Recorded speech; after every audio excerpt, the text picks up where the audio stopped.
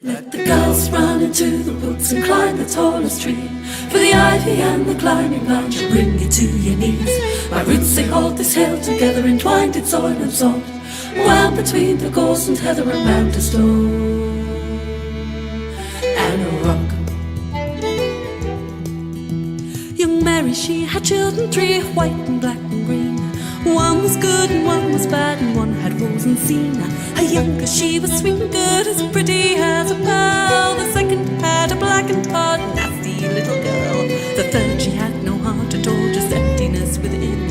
She swore one day she'd find a way to steal one from her kin. Let the girls run into the woods and climb the tallest tree. For the ivy and the climbing vine shall bring you to your knees. Mas pelas contingências que eu enumerei, acabou por não ser possível e, portanto, em cima da hora, o seu professor acedeu a dar esta nossa a brilhantar e enriquecer-nos a todos com a sua intervenção. Muito lhe agradeço, Sr. Professor, e gostaria de apresentar também quem é o Sr. Professor António Rui Braga Lemos Soares. É licenciado e doutor em Direito pela Escola de Direito da Universidade do Minho, onde também prestou provas de aptidão pedagógica. É professor auxiliar na Universidade do Minho, na Escola de Direito. Membro do Instituto Jurídico Interdisciplinar da Faculdade de Direito da Universidade do Porto. Investigador do Centro de Investigação em Justiça e Governação, JUSGOV, da Universidade do Minho. Investigador colaborador no Centro de Investigação Interdisciplinar em Direitos Humanos. Áreas de interesse: História do Direito, História de Portugal, História do Pensamento. É autor em inúmeras publicações de livros, comunicações e outros trabalhos científicos, quer na forma individual, quer em equipa com outros colegas desta área. O tema que o Sr. Professor nos irá falar é a restauração de 1640, a recuperação das liberdades portuguesas. Então, neste momento, tenho a palavra, Sr. Professor. Muito obrigado. Um aspecto que me parece um aspecto importante foi depois todo o processo da restauração. Foi uma ideia desenvolvida pelo professor Vitorino Magalhães Godinho, portanto no século XX, e que é uma conclusão que muitas vezes não se tem propriamente a noção. Quando começou a era dos descobrimentos e também castelhanos, é evidente que Portugal e Castela estavam numa situação de confronto, de competência. Isso de facto era assim, foi assim no século XV. No século XVI, curiosamente, já não foi. Porque havia várias razões que aproximavam o reino de Portugal ao reino de Castela. O aspecto mais importante, a meu ver, no século XVI, o aspecto político mais importante era precisamente o aspecto religioso. Quer Portugal, quer Castela eram países católicos. Houve a reforma protestante no século XVI com Calvino na Alemanha, com Lutero na Alemanha, com Calvino, com outros autores, e Portugal e Castela continuaram a ser países católicos. A partir daí há uma aproximação entre as duas nações, se é que eram nações, entre os dois reinos, e noutros aspectos também aconteceu isso, porque, com todo o respeito pelos nossos queridos amigos ingleses ou holandeses, o que eles fizeram foi pirataria, mais que outra coisa qualquer. Pirataria dos navios portugueses e dos navios espanhóis ou castelhanos. E há notícia que a frota portuguesa e a frota castelhana muitas vezes colaboravam uma com a outra para não sofrerem realmente os ataques dos adversários que queriam realmente tomar posse das riquezas que se iam buscar na América, sobretudo a Espanha ia buscar as suas riquezas à América. Portugal, o Império na América tinha o Brasil, mas era sobretudo no Oriente, e portanto houve colaboração entre as duas esquadras hoje devia ser algum inglês ou holandês. Acabei agora de referir, mas não é?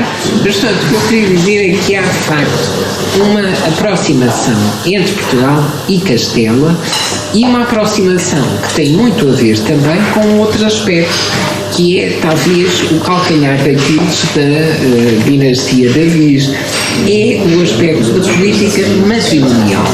É política mesmo. Os casamentos eram política, mais do que outra vida qualquer, e realmente, se nós notamos, por exemplo, na primeira dinastia portuguesa, na dinastia Afonsina, na dinastia de Borgonha, a dinastia Afonsina, há algum cuidado com isso. Os reis de Portugal dão a sensação que não se querem casar em Castela.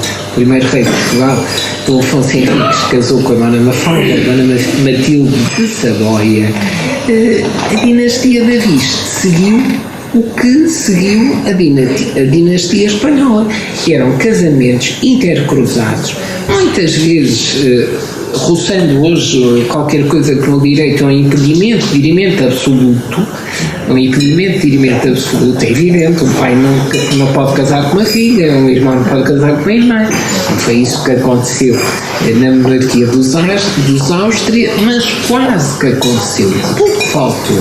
Esta política, que é uma política quase monogâmica, mais do que outra coisa qualquer, teria que trazer consequências negativas, porque aquilo que se passa precisamente com os impedimentos absolutos, o que pretendem evitar é qualquer coisa muito simples e que as pessoas às vezes não se dão conta, que é a degenerescência da própria espécie. Os gorilas, claro que os absolutos não eram gorilas, mas são animais que têm essa preocupação. Não se procriam, por exemplo, com filhas, com mães, com pais. Não é assim que funciona. A dinastia Davis, infelizmente, a partir de uma certa altura, caiu um pouco naquilo que fazia a Casa Real de Castela, a Casa da Áustria. Penso que não teve muito bons resultados com isso. Nós vamos falar de Alcácer Quibir, ainda muito brevemente, mas o que podemos dizer é que o rei Dom Sebastião, que era de facto um jovem, foi para a guerra com 24 anos, um jovem, mas que tinha uma carga genealógica não propriamente muito normal. Por exemplo, a maioria das pessoas tem 4 avós, 8 bisavós. Dom Sebastião não tinha, porque os 4 avós que tinha, a família que daria aos bisavós não dava, portanto, dava 4 avós e 4 bisavós. Portanto, isso não é propriamente muito simpático para a dinastia Davis, apesar da dinastia Davis ter sido responsável por grande parte das nossas, dos momentos talvez mais heroicos da história de Portugal. Tudo isto de facto estava a ocorrer até que vai chegar um dia fatídico para Portugal. Há um dia fatídico para Portugal. Há aquele dia em que as coisas correm todas mal, que é o dia 4 de agosto de 1578, que é a data da Batalha de Alcácer Quibir. Eu costumo comparar Alcácer Quibir só a uma coisa na história de Portugal, muitos séculos depois, portanto, do século XX, que é a Batalha de Lali. É um daqueles momentos em que realmente se perde tudo. Portugal perde o rei, desaparece ou morre, não se sabe o que aconteceu, perde um exército e perde provavelmente um espírito que tinha até esse momento, que era o espírito que as batalhas eram para se vencer. Eu costumo dizer que, a brincar e ver que depois de Alcácer Quibir vem o fado. Essa coisa triste. Não conseguimos, não somos capazes, não é possível um português conseguir ganhar alguma coisa, fazer alguma coisa. É um pouco por aí, porque de facto foi um desastre monumental, um desastre que ainda hoje o país sofre com ele, de certa maneira, perdeu tudo, mas ganhou uma coisa. Eu não sei se algum dos senhores quer tentar adivinhar o que é que ganhou. Começa por um S. O sebastianismo ganhou um mito que curiosamente não é um mito comprovadamente português. A mitosofia portuguesa é um estudo muito interessante, mas não é claro que só haja o mito do rei ausente e do rei que vai voltar em Portugal. Por exemplo, a Inglaterra também tem isso, o rei ficar de coração de leão.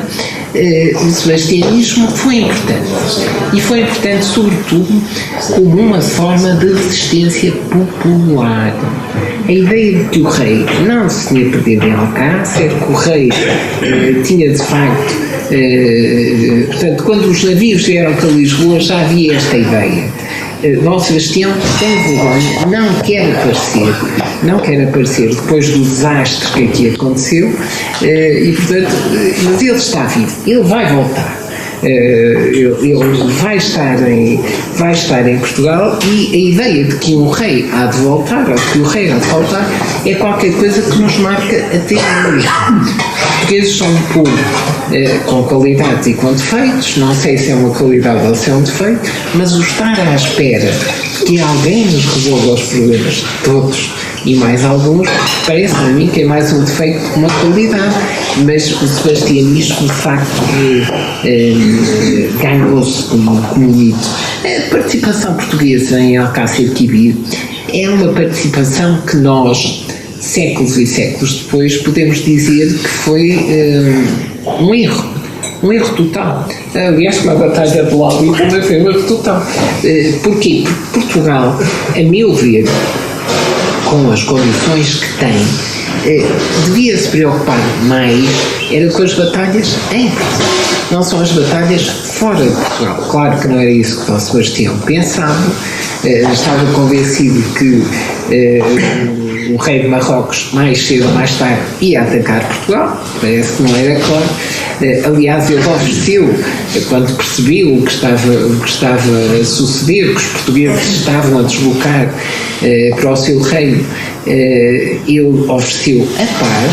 Ele disse: mas se querem a cidade de Larache, nós damos a cidade de Larache, não é por causa disso, mas o problema de Dom Sebastião era que ele queria era a guerra e queria guerrear. O problema maior que teve Dom Sebastião, rei de Portugal, foi não só ter ido para um combate militar sem grande preparação, que perdeu, foi à frente do exército, uma coisa que em 1578 os reis já não iam. Aquela ideia do rei ir à frente da tropa é uma coisa muito mais medieval do que moderna. A guerra já era qualquer coisa muito mais científica, se quiserem, se os meus amigos quiserem utilizar a expressão, e portanto correu tudo muito mal. Muito mal. Pior ainda, ter ido para a batalha, para o campo de batalha, e querer ir à frente, que é a tal estranheza. No período medieval é que era assim. No período medieval é que os reis é que iam à frente do exército. Em 1578 já não iam, mas ele quis ir, foi ter ido sem descendência. Esse é que foi o grande problema, porque numa monarquia, eu tenho a impressão que ser rei deve ser uma massacre. Os reis que ainda existem hoje deve ser uma coisa absolutamente horrorosa. Mas há um problema que tem que resolver, é que tem que ter descendência, tem que haver uma descendência. Alguém tem que ser o descendente. E não era isso que acontecia com Dom Sebastião. Dom Sebastião foi sem descendência, as coisas não correram bem, portanto terá morrido ou terá desaparecido, não se sabe propriamente o que aconteceu. Os portugueses não gostam de dizer que o rei morreu. Lá está o sebastianismo português, a ideia de que um dia há de voltar, que há de ser isto ou há de ser aquilo, é muito a nossa maneira de ser, não é? Penso que não é muito bom, mas é muito a nossa maneira de ser e tem muito a ver com isso. Mas o problema que se colocou é que Portugal teve um rei que morreu sem descendência. Quem o substituiu foi o cardeal Dom Henrique. Quem o substituiu foi o cardeal Dom Henrique, depois de 1578, e há que ter um aspecto em conta com o cardeal Dom Henrique. O cardeal Dom Henrique parecia um homem muito velho, velhíssimo. Talvez não fosse tão velho, não é? Há 100 anos atrás, uma pessoa com 40 anos era velha, velhinha. Hoje uma pessoa com 70 anos ou 80 anos ainda pode parecer um jovem com futuro pela frente. É isso que depende muito das condições sociais e médicas e económicas e não sei o quê, e portanto é isso que pode acontecer. O cardeal Dom Henrique foi rei depois de Dom Sebastião, e faltou-lhe qualquer coisa que falta muitas vezes aos políticos, e faltou-lhe a ele completamente, que é o sentido de Estado. É não ter sentido de Estado. Porquê? Porque ele era rei de Portugal e ele podia, de alguma maneira, ter dito aquilo que se esperava que dissesse, que era o rei de Portugal, ou a rainha de Portugal, é a Dona Catarina de Bragança. Se tivesse feito isso, apesar de eu pensar que não tinha propriamente legitimidade, porque tinha que haver cortes, mas cortes houve em Almeirim, houve em Lisboa, e não decidiram nada, e esse é que foi o grande problema. Talvez as questões que se colocaram depois não se tivessem verificado, e portanto talvez pudesse ter resolvido o problema. Não resolveu.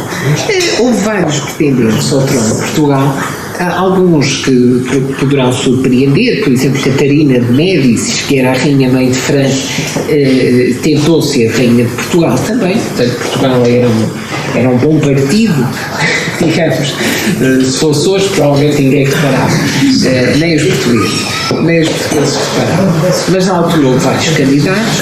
A rainha-mãe de França, Catarina de Médicis, candidatou-se, a rainha de Portugal, o Papa Gregório XII candidatou-se a rei de Portugal, mas há 3 candidatos principais a reis de Portugal, que vão ser os candidatos principais. Um deles que eu tenho uma admiração enorme, sempre tive, Dom António Prior do Cravo. Não sei se é por ser o único rei que tem o meu nome, que é António, eu espero que não seja por isso, mas penso que é alguém que me fascina, e estudar a figura de António Prior do Cravo fascina-me por este aspecto, porque num momento em que tudo parece perdido, em que o rei, o cardeal Dom Henrique, não decide, hesita, não tem capacidade política para agir, lá está, não tem sentido de estar. Dom António Prior do Cravo foi alguém que durante toda uma vida podia ter-se afeiçoado aos reis de Espanha, que entretanto foram reis de Portugal, depois de 1588, que o quiseram comprar, deram-lhe tudo para isso, não fez. Talvez tenha cometido um erro, só um. Foi não ter ido para o Brasil, como me disseram, vá para o Brasil e do Brasil venha para Portugal, e talvez pudesse realmente ter sido rei de Portugal. Aclamou-se rei em Santarém, chegou a estar em Lisboa, onde foi outra vez aclamado como rei, mas teve durante toda uma vida apoios em França, em Inglaterra. Os ingleses chegaram a estar aqui, é daqui que vem aquela expressão muito nossa dos amigos de Peniche, não é? Que os ingleses desembarcaram em Peniche, mas não foram para Lisboa, ficaram nos copos, nas mulheres, essas coisas, e realmente não foram para Lisboa. Portanto, tenho admiração por Dom António Prior do Cravo, porque foi num momento de caos. É qualquer coisa que eu penso muitas vezes, quando tudo está a cair, quando tudo acabou, ele continuou. E, portanto, a admiração é absoluta por Dom António Prior do Cravo. A outra candidata, a candidata que devia ter mais, que tinha mais direitos ao trono, logo, portanto, em 1580, era Dona Catarina de Bragança. Porquê? Porque Dona Catarina de Bragança tinha contra ela um aspecto óbvio, qualquer pessoa se apercebe, era o facto de ser mulher, e as mulheres eram preteridas em relação aos homens. mas quem já estudou ou estuda direito das sucessões sabe que há um instituto jurídico que vigora em Portugal, que vigorava na altura, que se chama benefício de representação. E o que é que significa? Significa que quando o herdeiro, uma herança, ou um legado, ou aquele que vai usufruir de um legado, não estiver, por algum motivo, em condições de assumir a sua herança, isso passa para o seu descendente. Foi o que aconteceu com Dona Catarina de Bragança, que é filha do infante Dom Duarte, portanto filho de Dom Manuel I, que não pôde realmente ceder ao trono de Portugal nos anos 70. Dava-se muito mal com Dom Sebastião, é um aspecto interessante. Dom Sebastião não tinha particular simpatia por ele, tinha antipatia, mas portanto os direitos de Dona Catarina eram estes. Alguém poderá dizer, bem, mas Filipe II era homem, mas acontecia o contrário, é que era um homem, portanto, em princípio avançava para a sucessão ao trono de Portugal, mas era descendente de uma mulher e, portanto, outra vez, por benefício de representação, por direito de sucessório, quem tinha direito ao trono de Portugal era Dona Catarina de Bragança, desde logo em 1588. O que vai acontecer com a restauração portuguesa em 1640, e tentamos abreviar o mais possível, é que, de facto, em 1588, Filipe II, eu chamo sempre Filipe II, porque é Filipe II de Castela, é o que é. Há aquela ideia de chamar Filipe I de Portugal, eu não faço, é Filipe II de Castela e ponto. E não há muito mais conversa com esse aspecto. Gabava-se, quando se tornou rei de Portugal, de alguns aspectos que alguns são verdadeiros, outros não são. Dizia que tinha herdado o trono de Portugal, não herdou, a herdeira legítima era Dona Catarina de Bragança, que tinha comprado o reino de Portugal, é verdade, que tinha conquistado o reino de Portugal. Não é muito claro se conquistou ou não, porque, de facto, houve uma batalha, que é a Batalha de Alcântara, em que quem se bate por Portugal é o último príncipe Davis, Valentes ou António, que em Alcântara está em combate contra as forças militares superiores que não eram chefiadas por Filipe II, mas pelo Duque de Alva, que era um militar que sabia das coisas da guerra, bate-se e com Dom António, que não tem propriamente uma vida muito feliz, tem uma vida infeliz, conta-se qualquer coisa como isto. Na Batalha de Alcântara houve portugueses que dispararam contra as tropas portuguesas, o que deve ser uma coisa horrorosa. Ou seja, quando os nossos disparam contra nós, não há nada a fazer. Se forem os inimigos, já sabíamos que sim. Agora, se em vez dos inimigos forem os que teoricamente estão connosco, é muito pior. Deve ter sido realmente um momento dramático, aquele passado por Dom António Prior do Crato. Portanto, o povo não se levantou como se esperou, ou como se esperava que se levantasse. Por exemplo, Dom António Prior do Crato, quando chegou a Lisboa, ele tinha um problema que era a bastardia. Era filho do infante Dom Luís, filho de Dom Manuel, filho de uma mulher chamada Violante Gomes, que devia ser muito bonita, porque a chamavam Pelicana, portanto devia ser uma mulher alta e muito bonita. O que ele disse foi algo muito curioso, foi que ele não era bastardo nenhum, porque o pai tinha casado em segredo com a mãe. Portanto, se tinha casado em segredo, não havia bastardia nenhuma, mas, e é isso que eu queria dizer, quando chegou a Lisboa, e foi aclamado como rei, como já tinha sido em Santarém,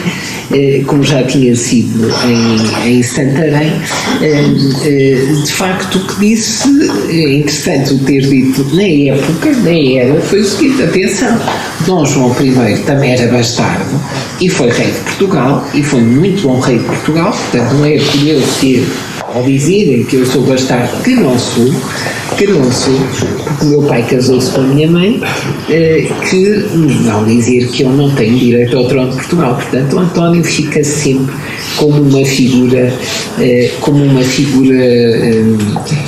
interessante para mim. Gosto das figuras como Dom António Prior do Crato, que são aqueles que realmente, sem apoio de ninguém, vão até ao fim, lutam até ao fim, se arriscam a morrer na miséria, que foi o que lhe aconteceu a ele, abandonado por todos, mas que foi até ao fim, lutou até ao fim. No caso de Dona Catarina de Bragança, a meu ver, era a herdeira legítima do trono de Portugal, como a Universidade de Coimbra. A Universidade de Coimbra nem sempre está muito bem, mas nesse dia esteve muito bem, nesse tempo esteve muito bem, porque lhe foi encomendado um parecer, e a Universidade de Coimbra disse: Rainha de Portugal, Dona Catarina de Bragança, não são os Filipes que têm direito ao trono de Portugal. O problema é que a mano militar, a força, é muitas vezes mais importante que o direito. Então o nosso, ou seja, Filipe II de Castelo entrou em Portugal com o exército, teve uma batalha em Alcântara contra Dom António Prior do Crato e pouco mais do que isso. E portanto o país não é que tenha aceito, mas foi de alguma forma coagido, forçado a aceitar. Estão tropas inimigas a entrar em Portugal, e atenção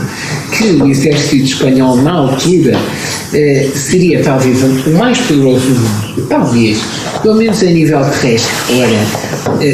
Toda a gente sabe, em 1588 a invencível armada espanhola foi derrotada, onde havia navios portugueses.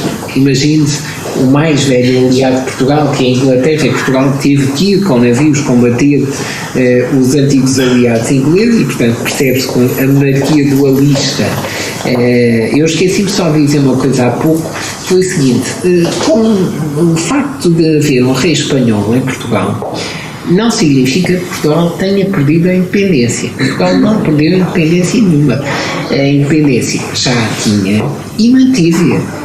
O que havia era uma situação de monarquia dualista, um rei para dois reinos diferentes. Por isso é que eu digo, eu chamo Filipe II, Castelo, mas de Portugal é Filipe I. Portanto, os reinos não estão subsumidos um no outro de maneira nenhuma. E também há que dizer, no aspecto, que o primeiro dos Filipes, Filipe II de Castelo, foi um rei que era de facto um rei que tinha capacidades, que era, portanto, tinha ascendência portuguesa, evidentemente, e não foi propriamente um mau rei. Como não foi um mau rei, Filipe III também não foi um mau rei. As coisas vão se complicar no tempo, precisamente, de Filipe IV. Porque no tempo de Filipe IV vai chegar ao poder de Madrid, um conde de Olivares, que depois vai passar a duque e ficou conhecido como o conde duque de Olivares, que, segundo a história narra, o que diz a história é o seguinte: é que quando chegou ao pé do rei de Castelo, disse: olha, o objetivo que nós temos é que Vossa Majestade deixe de ser rei de Castela, rei de Aragão, rei de Portugal. Já sabemos que não era, mas era assim que estava estabelecido. O objetivo é que seja rei da Espanha. E essa é a questão.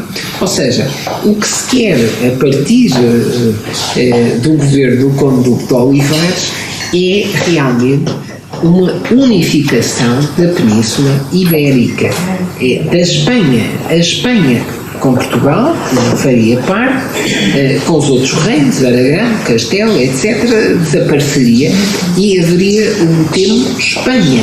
A Espanha, apesar de a trimologia Espanha, Reis de Espanha, por exemplo, ser uma coisa muito mais antiga que o século XVII, muito mais. Só no século XIX, imagine-se, em 1832, é que pela primeira vez é um documento que diz Rei de Espanha. Antes dizia-se rei das Espanhas, ao rei de Castelo, ao rei de Aragão, ao rei seja do que for. Isso também foi o conde Duque de Olivares também foi indiretamente um dos responsáveis pela restauração portuguesa. Porquê? Porque a ideia de centralizar a Espanha no poder de Madrid levou a que o conde Duque de Olivares cometesse um erro com a nobreza portuguesa. O que era a nobreza portuguesa? Era militar, era, digamos, a área militar do país. E então, ele do alto dos seus pergaminhos de governante, decidiu enviar uma cartinha aqui para Lisboa a dizer: os senhores que são os novos portugueses, a partir de agora têm que ir para a Catalunha. E vejam como esta questão da restauração é atual, ouve-se falar na Catalunha todos os dias, de cima a baixo. Que pena para os catalães não terem tido um Dom João IV. Se tivessem tido, não havia nada disto, nunca tiveram, e por isso é que ainda hoje lutam lá pela independência, ou seja, pelo que for. Recebem uma missiva dos novos portugueses a dizer: têm que vir 7.000 lutar para a Catalunha, porque a Catalunha está sempre numa dicotomia de ser independente, fazer parte do Reino de França, não sei o quê. E a nobreza portuguesa teve um pensamento muito português e muito interessante, que é o seguinte, que é: se temos que ir para tão longe, então é melhor fazer a guerra aqui. E esse é um dos fatores que leva à restauração portuguesa de 1640. É precisamente essa ideia. Não vamos nada para a Catalunha, não temos nada a ver com isso, não somos catalães, vamos fazer a restauração aqui. A restauração aqui. O dia da restauração, no 1º de dezembro de 1640, costumo dizer nas minhas aulas aos meus alunos que devia ser o feriado mais festejado de todos. Os que são festejados em Portugal por razões políticas, os feriados religiosos é outra coisa, não tem nada a ver.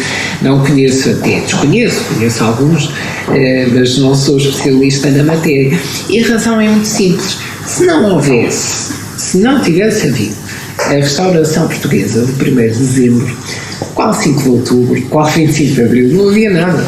Isso era impossível. Talvez hoje tivéssemos um dia de Portugal como região autónoma de Espanha, apesar de eu pensar, é uma opinião pessoal, vale o que vale, é minha, não vale muito, que talvez nem uma região autónoma fôssemos. E, portanto, devemos as nossas liberdades, a liberdade portuguesa, precisamente à restauração.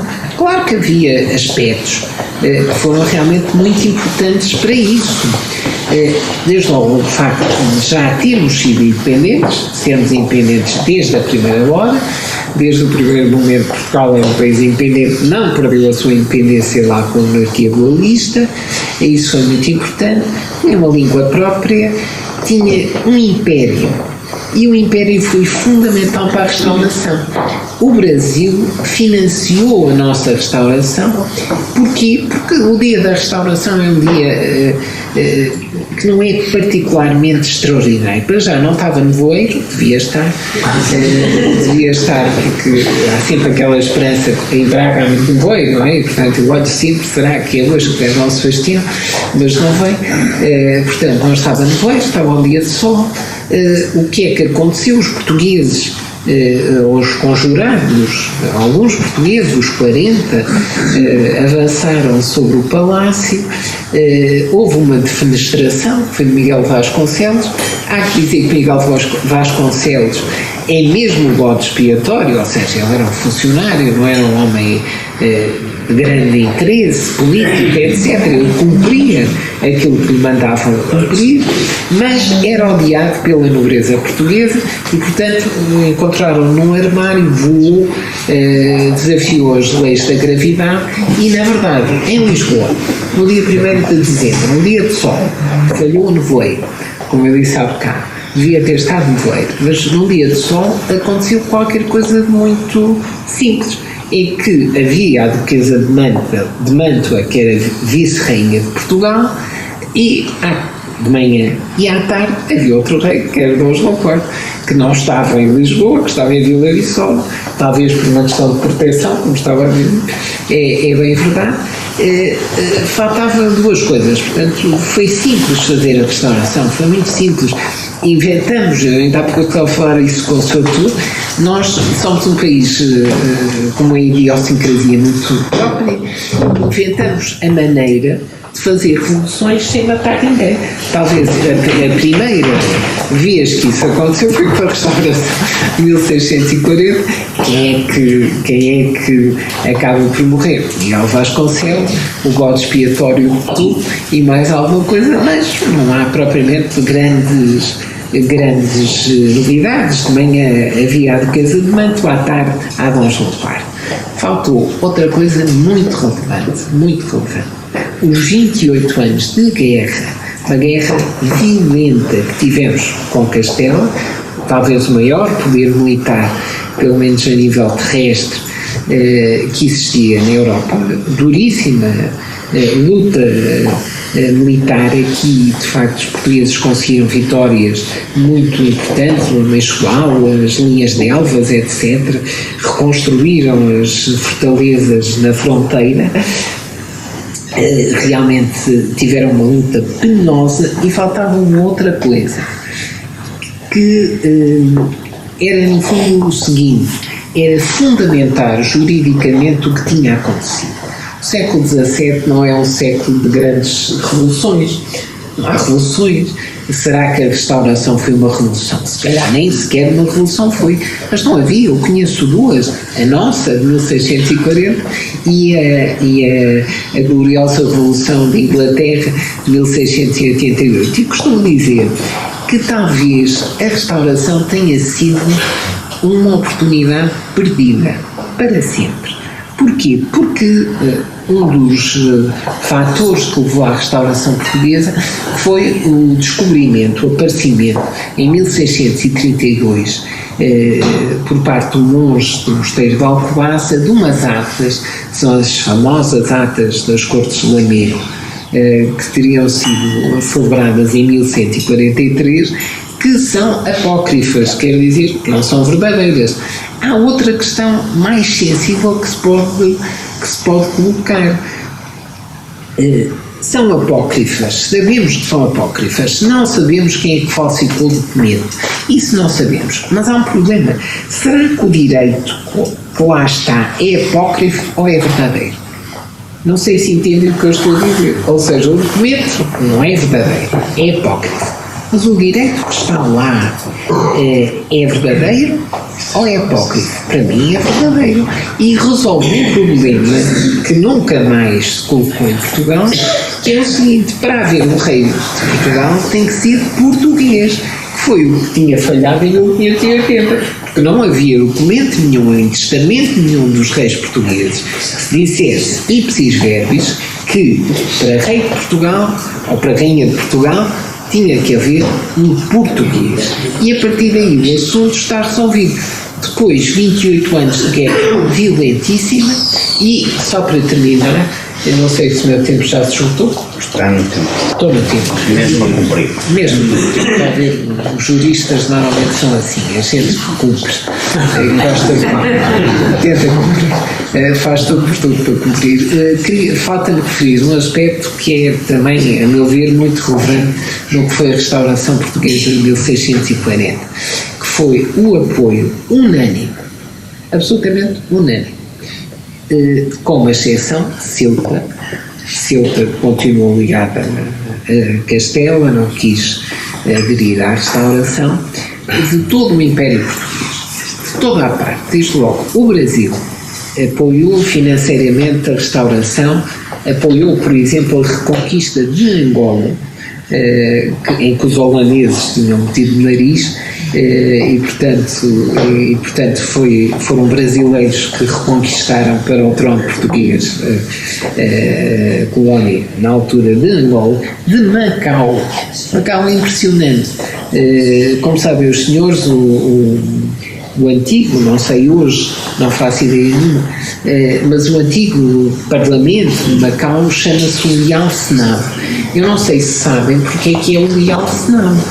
Porque é que se me deu esse nome? O Liao Senado, foi Dom João IV, depois se chamou Liao Senado, por uma única razão muito interessante, que é a seguinte, é que durante o tempo de cativeiro, os restauracionistas fizeram questão de chamar ao tempo dos Filipes, que não é propriamente isso também, quer dizer, os primeiros 20 anos não foram assim tanto cativeiro. Aliás, eu há pouco estava a falar que os primeiros Filipes, sobretudo Filipe II de Castela, respeitou as leis portuguesas. Por exemplo, nós temos umas ordenações que são as filipinas.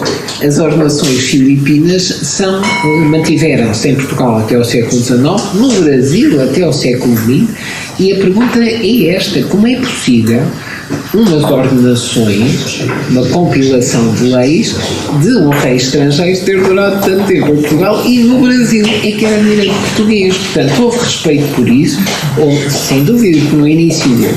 No fim é que já não houve respeito nenhum. E de facto, no final, eu estava só a falar um pouco de Macau.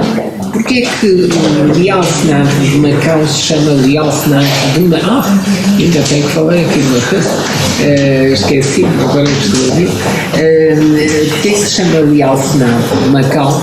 Porque durante todo o tempo do governo espanhol a bandeira mudou, evidentemente, mas em Macau nunca mudou.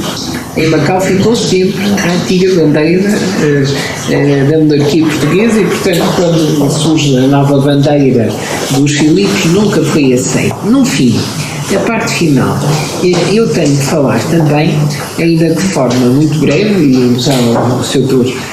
Gonçalo fez favor de falar, a figura do Dr. João Pinto Ribeiro e das dúvidas que se me colocam com o facto que há pouco tive a oportunidade de expor, que é como é possível que o encarregado de negócios da Casa de Bragança, o homem que é o principal conspirador da conspiração, eu não sei como é que se fazem conspirações, para ser honesto, nunca participei em nenhuma. Participei. Por acaso deu resultado, mas com muita sorte. Ou seja, não foi uma conspiraçãozinha. Por acaso deu resultado, mas com muita sorte.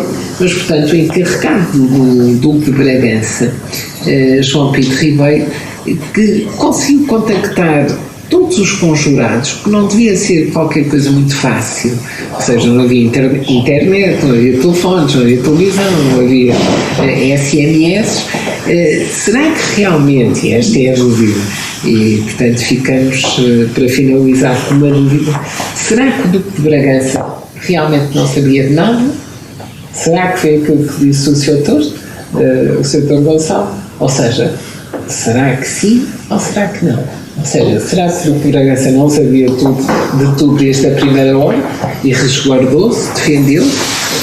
É a dúvida que fica. Pronto, fez a minha preleção, pequena preleção, e portanto,